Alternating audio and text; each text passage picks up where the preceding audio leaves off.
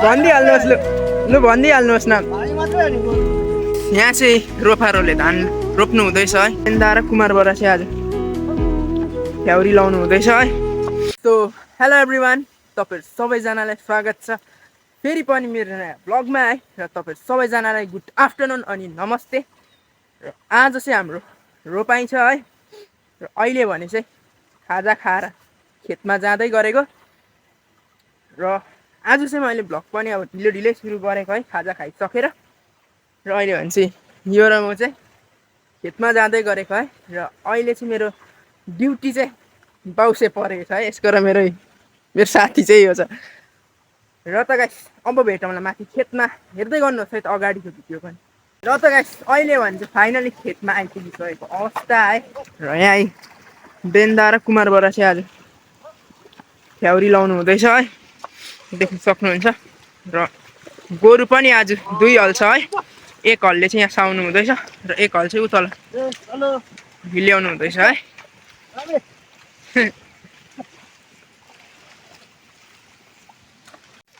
So guys यहाँ चाहिँ रोपारोले धान रोप्नु हुँदैछ है, देख्न सक्नुहुन्छ है। सानो काकीहरू हुनुहुन्छ है। सो आज रोपार चाहिँ 7 जना यता तल्लो घरमा पनि हुनुहुन्छ अरू है, पर हुनुहुन्छ होला सायद। ऊ माथिदेखि रोप्दै आएको है। र यो गरामा चाहिँ मिना फुपू र बोजूले रोप्नु हुँदैछ है धान, देख्न सक्नुहुन्छ हो। अरूले माथि रोप्नु हुँदैछ, बडीहरूले। गोरुको नाम चाहिँ फेरि खतरा छ नि भाइ। भनिदिइहाल्नुहोस् लु भनिदिइहाल्नुहोस् नाम। भाइ मात्रै हो नि गोरुको चाहिँ। ए हो, नामै छैन यो। सो गाइस धान चाहिँ ऊ माथिबाट रोप्दै आएको है। सो अहिले चाहिँ ऊ तल पुग्नु भयो। र अझै ऊ तल त्यहाँ एक हलले चाहिँ हिल्याउनु हुँदैछ है। त्यहाँ तलसम्म छ अझै है रोप्नु पर्ने चाहिँ। सो गाइस आज चाहिँ भ्लग ढिलो स्टार्ट गरेको नि त है, खाजा खाइसकेर। त्यही भएर चाहिँ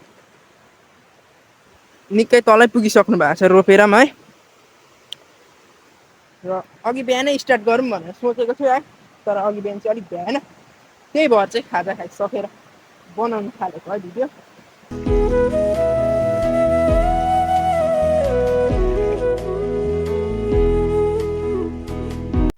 सो गाइस हिजो अस्ति आली लाएर अलिक गराहरू उब्रेको थियो है, सकेको थिएन। र माइला बुढाले आज लाउनु हुँदैछ आली है।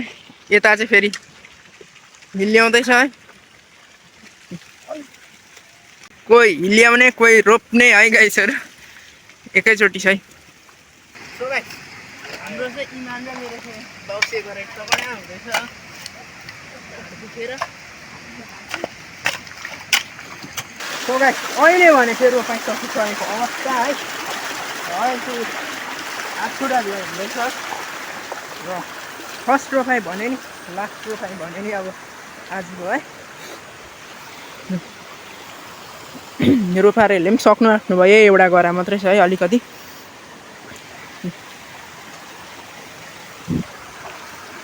बाउसे फ्याउरीवाल रोपारे झन्डै सँगसँगै भयो आज चाहिँ होइन। र त गाइस अहिले भने चाहिँ रोपाइ सोपाइ पनि सकेर फाइनली घरमा आइपुगिसकेको छु है। र आज चाहिँ गलेर एकदम हत्तु भयो है। अस्ति आली लगाइले, आज बाउसे गराइले है। आज तगडा बाउसे गराइमा मजा पनि आयो है, गले पनि ढाडहरू दुखेर है। र त गाइस अब चाहिँ नुहाइधुवाइ गर्छु है। र आजको ब्लग छोटो बनाएँ, के कस्तो लाग्यो तपाईँहरूलाई है। र त गाइस तपाईँहरू सबैजनालाई बाई बाई। र तपाईँहरू फेसबुकमा हेर्नुहुँदैछ भने चाहिँ लाइक र फलो गरिदिनुहोस् होला। युट्युबमा हेर्नुहुँदैछ भने चाहिँ सब्सक्राइब पनि गरिदिनुहोस् होला है त।